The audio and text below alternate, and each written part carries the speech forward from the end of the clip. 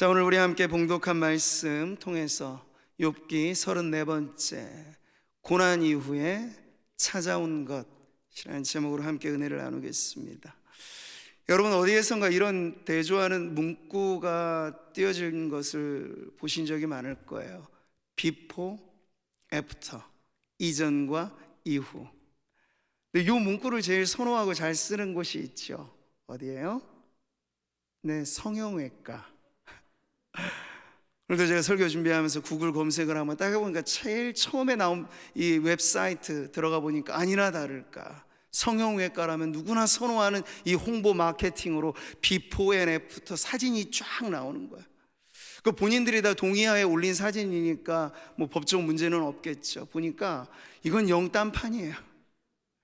비포가 합성이 아닌가 싶을 정도로 애프터, 성형의 칼날이 지나간 다음에 그 얼굴 생김새는 거의 강남 미인으로 이 통일화되는 그런 모습들을 갖고 있는 이 사진들을 볼 수 있습니다. 여러분, 성형 전과 성형 후 요 사이에 뭐가 있죠? 예, 당연히 성형 수술이 있죠. 네, 예리한 칼날이 있고요.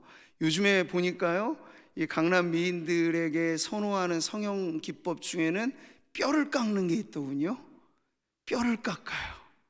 칼만 대는 게 아니고 거의 공예술에 동원되는 도구가 뼈 깎는 수술에는 동원되는 건데, 이거 목숨을 어떻게 보면 내맡기고 하는 거거든요. 그런데도 해요. 물론 수술대 위에 올라서 뭐 마취를 시키고 하니까 뼈를 깎든 살을 째든 나는 수술 이후에 변화된 내 모습만 기대하리라 하면서 의사에게 모든 건 내어 맡기고 거기에 올라가는 것이겠습니다만, 마취하여서 무감각해질 뿐, 여러분, 성형수술이라고 하는 건 얼굴 생김새 변화를 위해서 몸에 가하는 엄청나게 가학적인 고통인 겁니다. 네, 생사를 째고 뼈를 깎는다는 말이 여러분 어떤 거예요? 그건 정말 죽기를 각오하고 이 변신을 시도하리라, 이러한 마음인 거죠. 제가 왜 이런 말씀을 드리냐면, 생긴 외모 하나 바꾸는데도 고통이 뒤따른다는 얘기예요.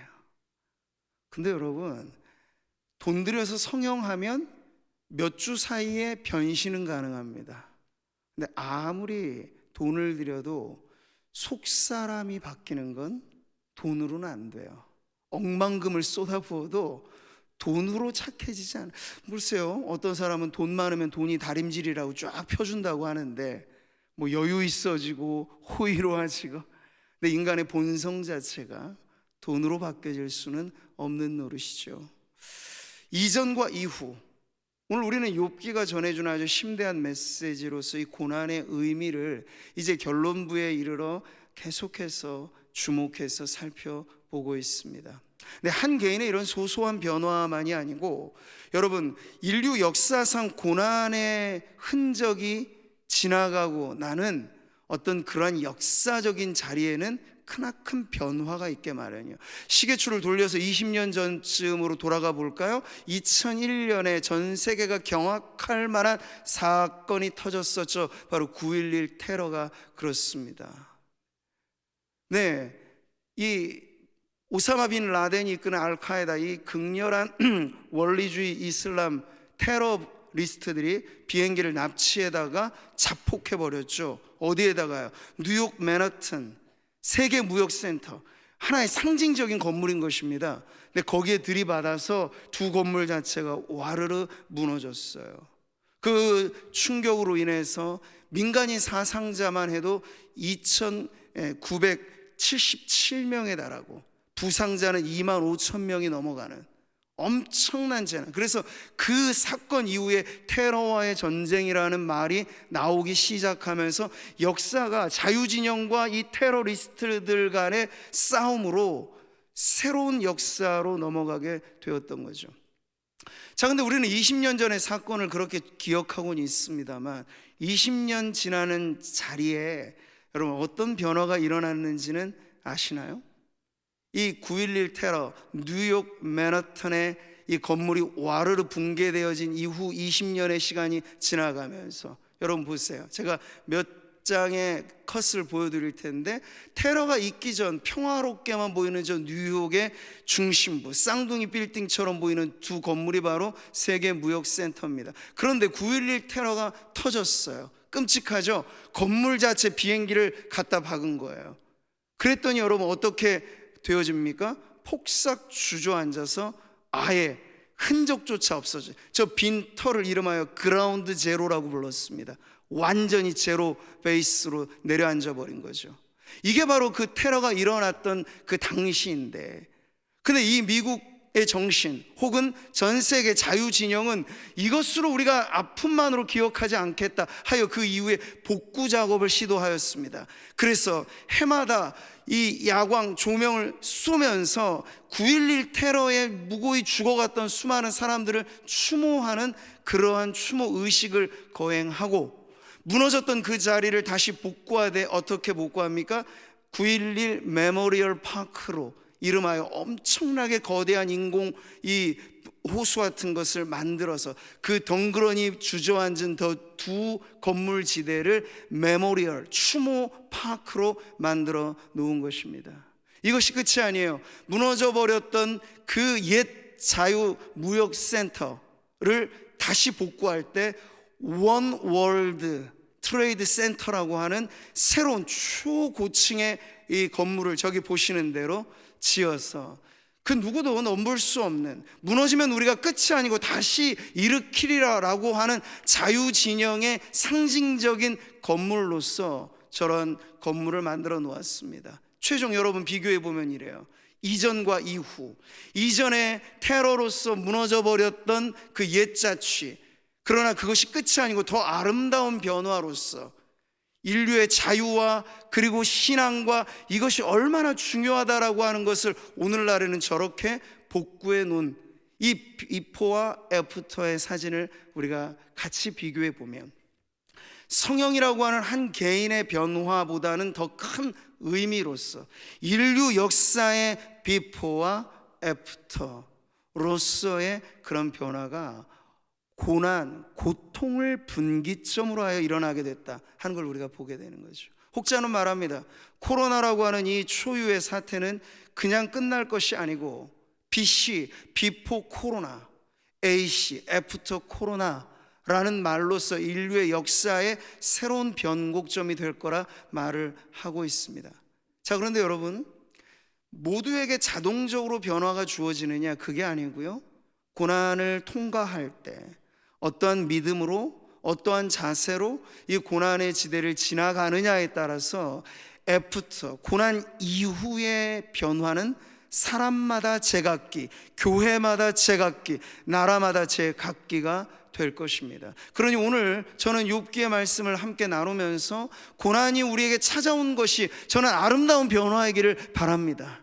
성도들 저마다 인생 속에 왜 나만 겪는 고난이냐고 한스럽게 외치고 잊고 싶은 기억으로 고난의 과정이 끝나버리는 것이 아니라, 고난 이후 찾아온 내 모습, 내 성품, 내 신앙, 내 삶이 이전과 비교할 수 없는 아름다운 변화로서 하나님 앞에 고난 이후를 살아가는 성도들이 되시기를 주님의 이름으로 축복합니다. 자, 여러분, 오늘 말씀을 보시면요, 인생을 우리는 세 구간으로 나눌 수 있다는 걸 알게 됩니다. 어떻게 나누겠습니까? 고난 전, 고난 중, 고난 후. 자, 그러므로 우리의 인생은 어느 영역에선 고난 전에 있든지, 길게 드려진 고난 중에 있든지, 어떤 경우에선 그 한시름 놓을 만큼 한 고난의 지점을 지나갔든지 그 셋 중 하나일 것입니다. 어느 모로 보나 고난이란 인생의 중요한 변곡점이 된다는 건 틀림이 없지요. 자, 욥의 인생이 그랬습니다. 우리는 이 고난전 욥의 삶이 서두에 어떻게 드러났는지를 잘 보았어요. 그는 신앙으로나 성품으로나 그의 부와 명예로나 정말 남부럽지 않은 다복한 가정을 꾸렸고 부와 명예를 누렸고, 요즘의 말로 하면 모두가 바라는 우리 모두의 원합이 되고 싶은 사람, 부러워 죽겠는 대상, 이런 사람이었습니다.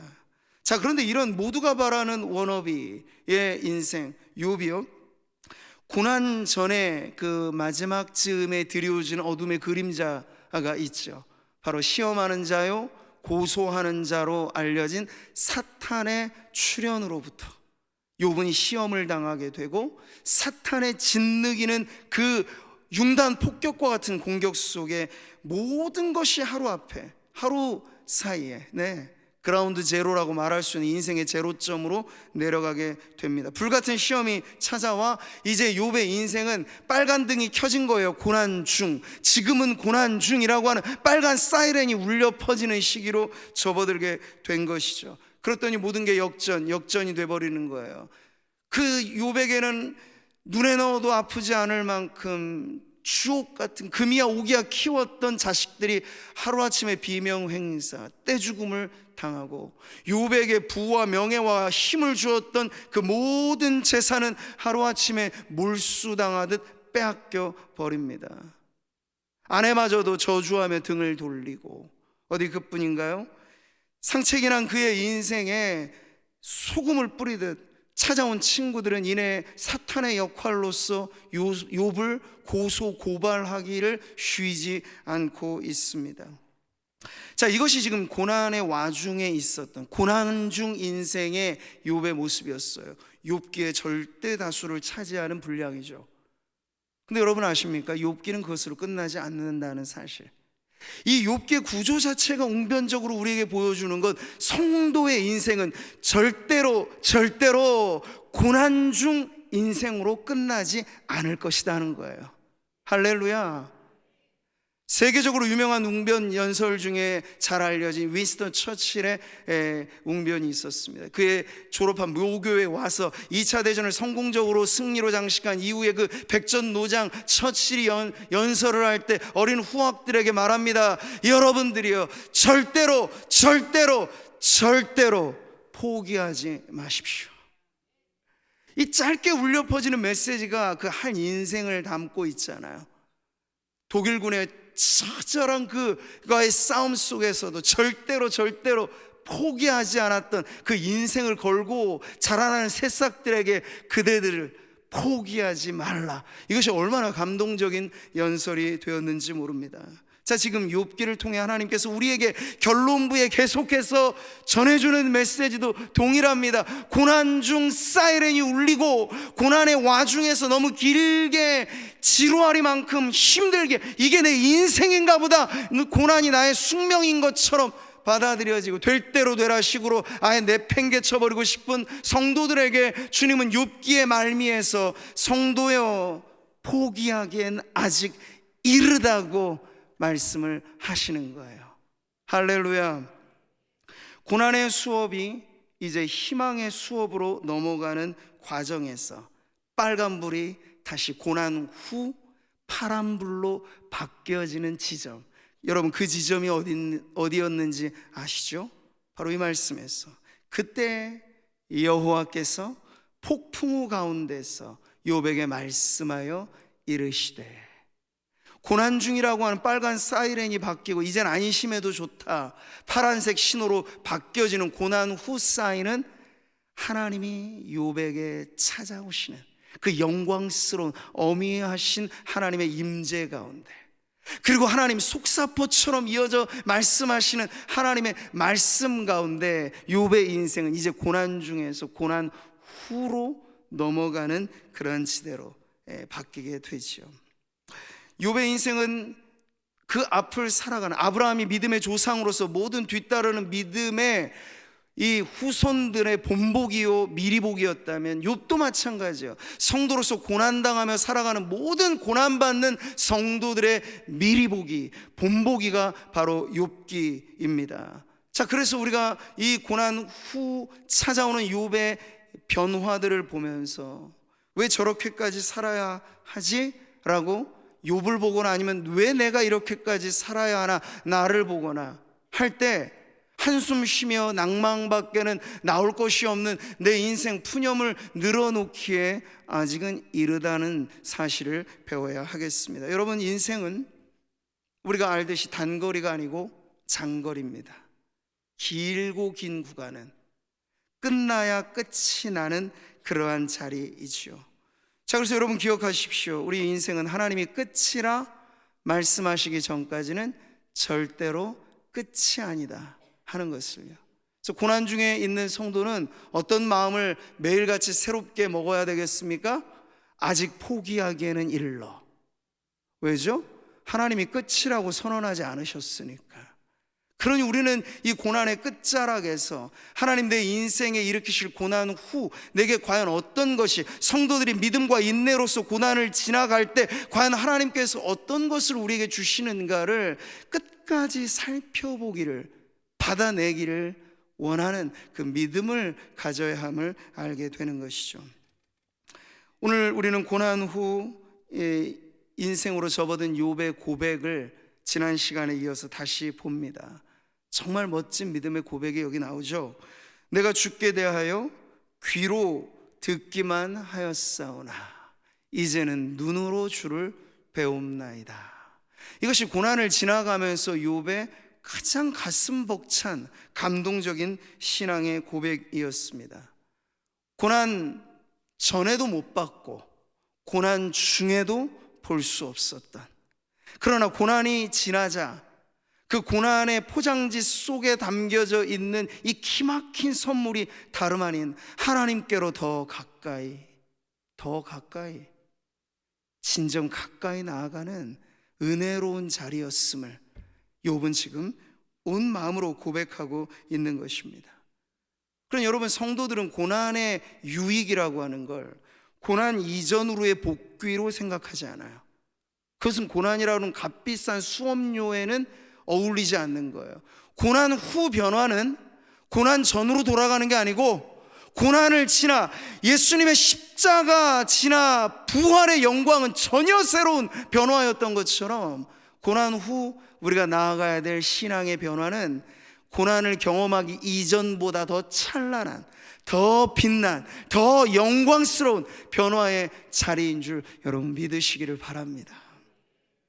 자, 오늘 그 고난 이후에 욥에게 찾아온 가장 첫 번째 아름다운 변화, 그것이 무엇이었습니까? 바로 회개입니다. 6절의 말씀을 같이 보시죠. 그러므로 내가 스스로 거두어드리고 티끌과 재 가운데서 회개하나이다. 자, 욥이 고난 후 접어들며 가장 뚜렷한 변화가 있었다면 회개이죠. 지금 당장의 욥을 보시면요, 그런데 여러분, 뭐가 회복됐나요? 질병이 지금 당장 고쳐졌다는 말은 어디에도 없어요. 재산이 다시 되찾아졌다는 말도 안 나와요. 그저 재 가운데 주저앉아 버린 그 욥, 덩그러니 홀로 버려진 듯한 욥일 뿐입니다. 덧붙여진 건 아무것도 없어요. 말하자면 아직 망가진 상태이고 모든 것이 잿더미가 돼버린 그러한 인생일 뿐이나, 고난이 지나고 하나님 찾아오셔서 변화된 욥에게는요, 이 모든 환경의 변화보다 앞서서 하나님을 대하는 그 심령의 변화가 일어나게 된 것이에요. 자, 여기 여러분, 이제 욥이 하나님께 대하는 이 고백 속에 찾아보세요. 원망을 찾을 수 있습니까? 찾아보세요. 불평을 찾아볼 수 있습니까? 원망도 불평도 어디에도 없어요. 심한 고생을 한번 하고 몸살을 경험하면 후유증이라는 것도 남게 마련인데, 근데 욥은 정말 이 고난에 쓴 잔을 들이키고 나서 미움도 시기도 다툼도 원망도 찾아볼 수 없는, 하나님 앞에 어찌 마음이 이렇게나 변할 수 있을까 싶을 정도로 온전히 변화되어지는 모습을 지금 보여주고 있는 것입니다. 물론 고난 중에 있었던 욥은 하나님과 다투기도 하였고 하나님 탓하기도 하며 원망도 많이 하였습니다. 근데 여러분, 이 모든 것이 고난을 지나 찾아오신 하나님의 방문, 하나님과의 만남을 통해서 마치 봄눈이 녹듯이 스르르 녹아지게 되는 거예요. 여러분, 이것이 외모의 변화, 세상의 변화에서는 우리가 도무지 짐작할 수조차 없는 영혼의 변화라는 거예요. 고난 중에 무엇을 갈망했는지를 보여주는 대목이기도 하죠. 만약 욥이 고난을 당하면서 속으로 이를 갈면서 내가 아깝게 모아두었던 이 재산 이걸 어떻게 하루아침에 다 빼앗길 수 있지? 욥이 희망했던 고난 후 회복이 만약 재산을 되찾는 것이 1순위였다면 욥은 지금 이렇게 고백할 수 없었을 거예요. 내 돈, 내 거. 악착같이 그러한 하소연을 해도 모자랄 판이잖아요, 지금은. 근데 욥은요, 그가 이 모든 것을 잃어버린 후 거기에 연연하기보다 고난 중에 아파하면서 욥이 찾아 헤맸던 건 단 하나였음을 지금 입증하는 거죠. 그게 뭡니까? 같이 읽어봐요. 내가 알기에는 나의 대속자가 살아계시니 마침내 그가 땅 위에 서실 것이라. 내 가죽이 벗김을 당한 뒤에도 내가 육체 밖에서 하나님을 보리라. 아멘. 고난 중에 욥의 가장 깊은 갈망은 잃어버린 재산을 되찾고, 잃어버린 건강을 되찾고, 잃어버린 관계를 되찾고, 이건 물론 다 욥에게 필요한 사항이고, 우리는 그 뒤에 하나님께서 억수로 복을 주셔서 이 모든 게 다 역전된다는 걸 알아요. 그러나 여러분, 그보다 중요한 변화가 여기 있다는 걸 놓친 채로 재산이 회복되고 관계가 이건 여러분 중요한 문제가 아니에요. 이런 정도의 자수성과 그리고 실패를 성공으로 바꾼 역전의 드라마, 이런 것은요, 믿지 않는 사람들의 인생담에도 나올 법한 이야기니까요. 그러나 지금 신앙의 인물로서 욥이 보여주는 고난 후 변화된, 그에게 찾아온 가장 중요한 변화는 무엇인가 하면 그가 하나님을 보았다는 데 있고, 하나님 앞에 자기를 되찾았다는 데 여러분 있습니다. 그가 갈망하였던 하나님과의 깊고 놀라운 은혜의 만남을 통해 이 모든 것이 일어나게 된 것이죠. 여러분, 고난 후 욥은 회개에 관한 한 가장 모범적인 지금 고백을 우리에게 들려주고 있습니다. 가장 모범적인 회개란 건 뭘까요, 여러분? 회개에는 자기 부인이 앞섭니다. 자기를 부인하지 않는 회개는 시작조차 안 한 회개라고도 할 수 있을 만큼 가장 중요한 회개의 첫 번째 자리는 자기를 부인하는 자리예요. 왜 이렇게 말할 수 있을까요? 욥이 이렇게 고백하잖아요. 나는 깨닫지도 못한 일을 말하였고 스스로 알 수도 없고 헤아리기도 어려운 일을 말하였나이다. 그러므로 오늘의 고백으로 다시 돌아오면 내가 스스로 거두어드린다라고 표현하고 있어요. 여기 스스로 거두어드린다라고 하는 말의 의미는 내가 거절하겠습니다. 뭐를요? 내가 이전에 말했던 내 주장, 내가 경험한 세계에 대한 내 직관, 내 통찰, 내 지혜. 근데 욥은요, 지금 회개하면서 내가 하나님 이거 다 몰수하겠습니다. 나 모르는 거 말했군요. 나 잘못된 거 진짜인 줄 알고 말했습니다. 이거 다 나 지금 반대합니다. 하나님, 내가 말했던 거 다 나는 반대합니다. 이게 스스로 거두어드린다는 말의 진의예요. 여러분, 이게 어디 쉽습니까? 친구들과의 논쟁에서 욥은 죽으면 죽었지 포기하지 못했던 사람이에요. 내가 당신들 말에 1.1핵이라도 내 말을 철회할까 보냐 하면서 욥은 죽기까지 달려들었어요. 나는 의롭다, 당신들 말이 틀렸다, 하나님마저도 나를 편들어 주실 거다, 이게 욥의 주장이었는데 이 모든 걸 싸잡아서 스스로 거두어드리고, 이건 하나님, 제가 모르는 말을 했습니다, 용서해 주십시오. 제가 뭐 모르고 내뱉었습니다, 주님 불쌍히 여겨주십시오 하면서 자기를 부인하는 아주 진솔한 고백을 지금 하고 있는 거예요. 다시 한번 여러분, 잊어서는 안 될 참된 회개, 그 무엇으로 시작된다고요? 자기 부인으로부터 시작됩니다. 이게 오늘날 세상과는 얼마나 다른 모습인가를 우리를 알 수 있어요. 세상은 어떻죠? 자기 PR의 시대잖아요. 자기 애, 자기 존중감, 온통 자기를 인정하는 사람이 건강한 사람, 자기를 드러내는 사람이 훌륭한 사람, 이게 세상이 정해놓은 기준이라면 기독교 진리가 우리를 깊은 회개로 이끄는 자리는 그걸 몽땅 뒤집는 거예요. 누구든지 나를 따라오려거든 자기를 부인하고. 네, 예수님의 제자로서의 자격도 그러하듯이 회개는 자기를 부인하는 모습으로부터 출발을 하는 것입니다. 여러분, 지금 욥이 가슴을 치면서 회안하고 있는 거잖아요. 네, 주님, 제가 잘못했습니다. 제가 몽땅 다 잘못했습니다. 여러분, 회개를 연상할 때 이 가슴 치는 회한을 떠올리셔야 돼요. 네, 예수님께서 바리새인 자타공인의 의인이잖아요. 근데 예수님께서는 성전에 올라가 자기가 의롭다고 자랑하는 바리새인이 의롭다함을 얻지 못했다고 말씀하시고, 오히려 하나님이 누구 편을 들어주시냐, 누구를 의롭다 하셨느냐 하는 걸 이렇게 말씀하셨어요. 세리는 자타공인의 죄인 아닙니까, 세리? 근데 세리를 보세요. 세리는 멀리 서서 감히 눈을 들어 하늘을 쳐다보지도 못하고 다만 가슴을 치며 이르되, 하나님이여 불쌍히 여기소서, 나는 죄인이로소이다. 이 얼마나 짧고도 굵은 회개의 진실을 보여주는 모습입니까? 가슴을 치며 하나님이여 불쌍히 여기소서. 여러분, 인간의 자존심이 누군가 앞에 무릎 꿇어 나 좀 불쌍히 여겨달라 말할 수 있냐고요? 그러니까 자존심 살아있는 한 회개는 언간생심, 어려운 거예요. 그걸 내려놓는 게 자기 부인이고요. 하나님, 날 좀 불쌍히 여겨주십시오.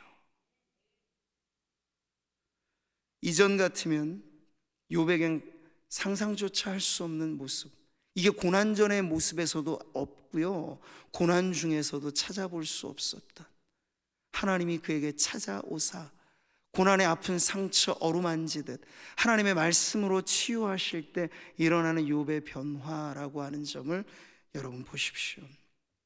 이전에 욥이 지금 고백하는 티끌과 재 가운데 라고 하는 이 표현은요, 사실 여기에 이렇게 쓰이기 이전에 욥의 입에서 나왔던 표현이기도 하죠. 30장에 하나님이 나를 진흙 가운데 던지셨고 나를 티끌과 재 같게 하셨구나. 여기서 티끌과 재라는 건 뭐죠? 폭삭 주저앉아버린 내 망해버린 인생의 비유예요. 나는 먼지만도 못하다. 내 인생의 실패와 공허함은 티끌과 재로구나, 이렇게 표현을 했던 것인데, 동일한 사물에 대해서 욥이 지금 회개할 때 이걸 끄집어 사용할 땐 전혀 다른 의미로 쓰여진다는 걸 보시는 거예요. 지금 티끌과 재 가운데 회개합니다. 이건 뭐죠? 망해버린 내 인생, 허무한 내 인생을 표현하는 게 아니고 겸손히 낮아지고 낮아지되. 시편 73편에는 이렇게도 말했어요. 나는 짐승만 못하오나. 이런 표현도 굉장히 낮은 표현이죠. 근데 지금 욥은요, 티끌과 재 가운데. 아담이 범죄하였을 때 선고를 여러분 기억하십니까? 너는 흙이니 흙으로 돌아가라.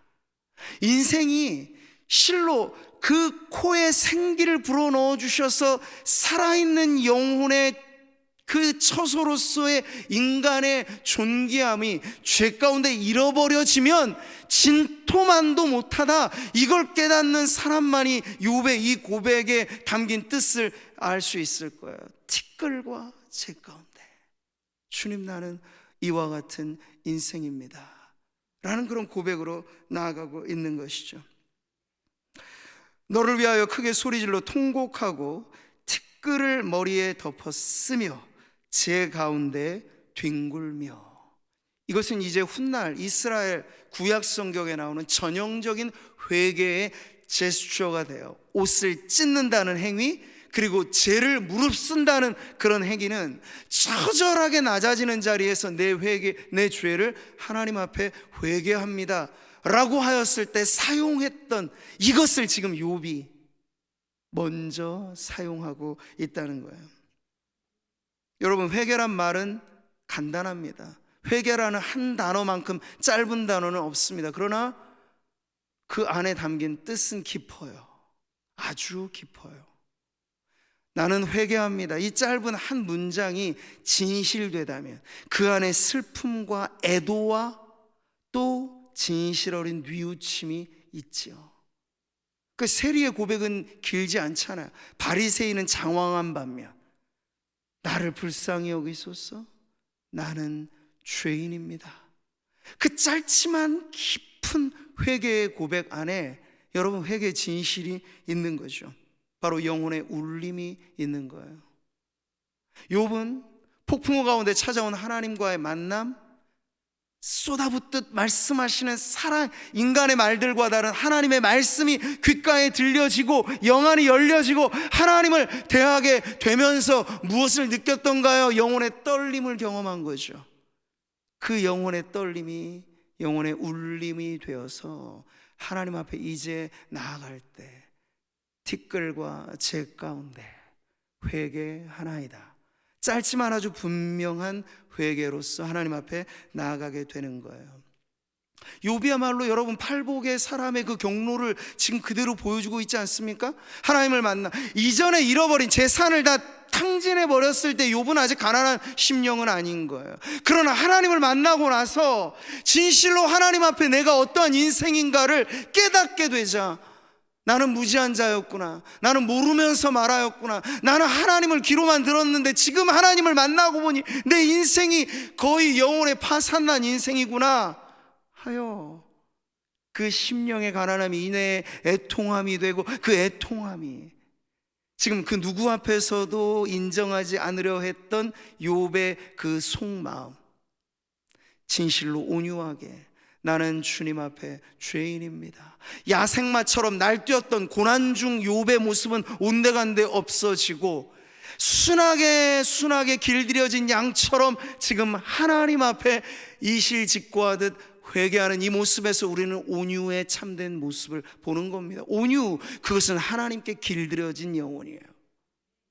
사랑하는 성도 여러분, 욥이야말로 지금 고난 후 찾아온 이 변화 속에서 그가 예수님이 훗날 말씀하신 팔복의 사람이 바로 욥의 이 모습 안에 있구나 하는 것을 우리가 보게 되는 것입니다. 그러니 여러분, 오늘 결론하여 가장 중요한 메시지는 뭐겠습니까? 고난은 우리에게 찾아온 것, 아니 찾아와야 할 것, 아니 우리가 고난을 지나며 이 고난의 값비싼 수업료를 내고 반드시 취득해야 할 그것이 무엇입니까? 묻는다면 단연코 그건 하나님 앞에 울림이 있는, 떨림이 있는 회개입니다. 그런 자리가 오늘 저와 여러분 코로나라고 하는 이 공통의 고난을 지날 때 에이 왜 나한테 이런 일이 라고 하면 여러분은 값비싼 수업료만 내고 얻는 것 별로 없는 이 구간을 지나갈 것이고, 그러나 힘들고 아파하면서도 하나님 나로 하여 깨닫게 하소서, 고난 중 하시는 주님의 말씀에 귀 기울이게 하시고, 고난 후 내가 주님을 욥처럼 더 깊이 만나는 자리에서 내 영혼에 울림이 있는 고백, 내 영혼이 진실로 변화되는 회개의 자리로 나를 이끄소서. 이것이 여러분 코로나 지대를 지나가는 저와 여러분 개인의 고통과 고난과 여러 가지 많은 역경을 지나는 우리 성도들의 고백이 되기를 축복합니다. 고난 후 찾아온 욥의 회개처럼 여러분 진정성 있는 회개는 실로 깊은 것입니다. 어느 정도 깊을까요? 우리의 인생이 그 단 한 번의 회개로 인하여 터닝 포인트가 되었노라 라고 말해도 좋을 만큼, 하고 나서 별 변화 없는 회개는 숱하게 많이 하면 할수록 오히려 질력나는 회개가 되기 쉽습니다. 네, 언어의 타락이란 고상한 신앙의 언어마저도 얼마든지 타락시킬 수 있습니다. 회개 안 했는데도 회개한 것처럼. 그러나 진정한 회개는 우리의 인생을 이전과 이후를 갈라놓는 분수령이 되는 것이고, 진정 회개한 인생은 주님이 그토록 축복에 맞이 아니하시는 심령이 가난하고 애통하고 그래서 온유해지는 그러한 인생으로 나아가는 가장 큰 변화의 자리인 줄 믿습니다. 고난을 지나가는 저와 여러분이 오늘 욥기의 마지막에 이르는 이 메시지를 통해서 고난 전 우리가 추구했던 세상의 성공이란 높은 지대를 향하여, 저 높은 곳을 향하여가 아름다운 찬송이 아니고 인생의 성공의 꼭지점, 사닥다리의 마지막 윗자리, 피라미드의 정점, 이런 성공으로만 살아왔던 혹 그런 삶이 고난을 지나면서 허물어지고 와해되어졌다면 여러분, 그것만을 상실로 여기지 말고 고난 후 우리가 되찾아야 될 진정한 인생의 가치는 높아지는 자리가 아니라 깊어지는 자리라 하는 것을 오늘 욥을 통해 다시 한번 깨닫는 저와 여러분이 되기를 바랍니다. 저는 고난의 계산법이 있다고 봐요. 결론입니다. 고난의 계산법, 그게 뭐죠? 하나님은 절대로 손해보는 일을 안 하시니까 이 고난을 통해 손해보는 일을 안 하시는 하나님의 이 고난의 계산법이 있어요. 우리가 알거니와 하나님을 사랑하는 자고 그의 뜻대로 부르심을 입은 자들에게는 모든 것이 합력하여 선을 이루느니라. 자, 그러니 여러분, 고난을 인생의 마이너스로만 생각하지 마세요. 고난도 더해져서 하나님은 선을 이루시니, 그런 점에서 고난도 우리의 인생과 신앙에는 플러스가 된다는 걸 알게 됩니다. 근데 여러분, 고난 중에 물론 뺄셈이 있기는 해요. 고난의 뺄셈, 그게 뭘까요? 허위 허식으로 거품 같은 우리의 인생을 빼내는 거죠. 세상적인 허식을 빼고 자기 자랑을 빼고 성공에 도취된 자기 만족을 빼는 거, 이게 고난의 뺄셈입니다. 근데 이건 기꺼이 그리고 빨리 빠지면 빠질수록 좋은 것들이니 고난의 뺄셈이 손해는 아닌 거죠. 근데 여러분, 고난의 뺄셈만 있느냐? 아니요, 고난의 덧셈도 있어요. 고난의 덧셈은 뭘까요? 고난은 신앙의 성숙을 더해주고, 고난은 겸손을 더해주고, 고난은 회개를 더해줍니다. 이게 고난의 계산법, 바꿔 말하면 고난을 통한 하나님의 은혜의 계산법이에요. 그래서 저는 욥기를 교회가 같이 읽어내면서 성도 개인의 신앙만이 아니라 교회 공동체가 욥기의 메시지 앞에 지난 시간 우리가 보았듯이, 주일에 살폈듯이 긍휼의 공동체로 우는 자들과 함께 울어줄 수 있는, 내 고통만으로만 울라고 안 왔고요, 성도들의 고통을 통해서도 울라 하셨고, 어디 성도들의 고통만입니까? 지금 하나님 알지 못하여 저렇게 죽어가면서도 죽는 줄 모르고 이미 허물과제로 죽어 있음에도 사망 성곤한 인생을 모르는, 세상을 바라보면서도 울어줄 수 있는 긍휼의 공동체가 여러분 된다면 이제 고난의 계산법은 한층 더 깊어질 것입니다. 아픔과 슬픔은 나눠지고 고난을 지날 때 기쁨과 감사가 곱하여지는, 우리는 고난이라고 하는 것이 하나님께서 사용하시는 은혜의 계산이 되어서 지나고 나면 이 모든 것에 합산해 보니 내가 잃은 것이 없구나 하는 그러한 고백으로 하나님 앞에 감사 또 감사 그리고 또 감사하는 우리 성도들 되시기를 주님의 이름으로 축복합니다.